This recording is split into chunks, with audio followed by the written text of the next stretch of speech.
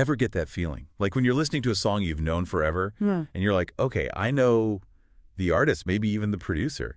But then you realize there's this whole other world of talent behind the scenes, shaping the sound, making it what it is. It's really true.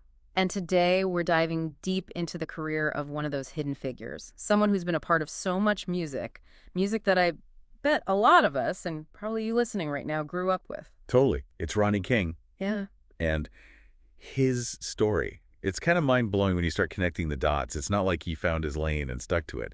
This guy's a musical chameleon, going from like pop hits to the rawness of punk to that classic hip-hop sound, and somehow it all works. You think about the music scene in the late 90s, early 2000s, and it's just huge names everywhere you look. Yeah, Mariah Carey owning the R&B charts, right? Right. And then Tyrese comes along, adding his own flavor to the mix. And you can't forget the impact of Tupac and Snoop Dogg just changing the game in hip-hop. Absolutely. And then just when you think you've got Ronnie King pegged, there he is with The Offspring, bringing that punk energy. And Pepper, bringing those reggae rock vibes. Don't forget rancid, pure punk anthems, and even Steel Pulse, keeping that roots reggae alive.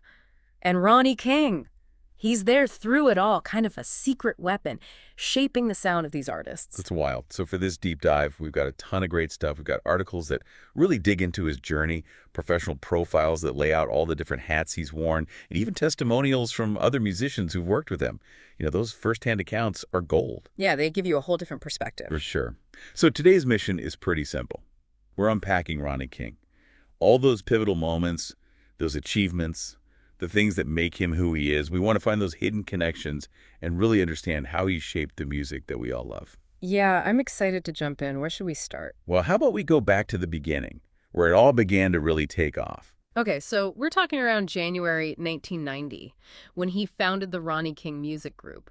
And what's crazy is he's still the president, leading the charge even after all these years. That's impressive. To have that kind of staying power in the music industry, it's not easy.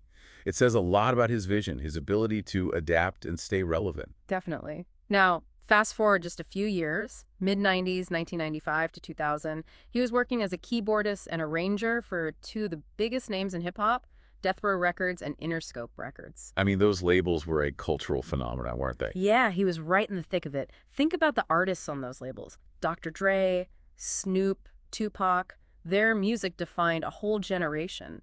And Ronnie's right there with them, his keyboards and arrangements, part of that signature sound. It's amazing. And here's something I find really fascinating. At the same time, he's also a recording artist with Epitaph Records. Okay, now that's a different world altogether. Right. Epitaph, that's like the heart of punk and pop punk. Yeah. We're talking Rancid with Tim Armstrong at the helm, Blink-182, Green Day. These are huge names defining a whole different genre. You know what this tells me? This tells me Ronnie King's not just a musician, he's a musical force.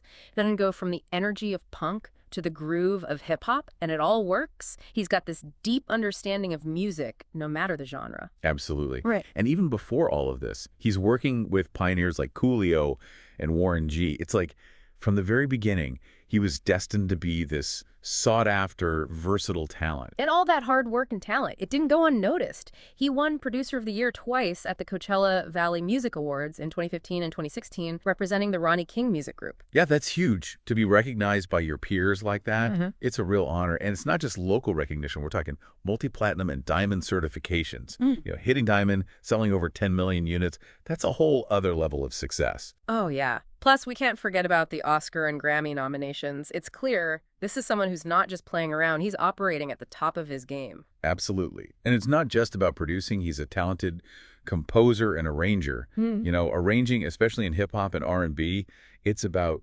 creating those vocal harmonies, layering those samples, building a rich soundscape. And in punk, it's about stripping it down, getting to that raw energy. Yeah, exactly. So it's clear he understands music from every angle. Yeah. From the initial idea to that final mix, he's got it covered. Okay, now let's get into the nitty-gritty. Let's talk about some of the specific artists and tracks he's worked on. This is where it gets really interesting.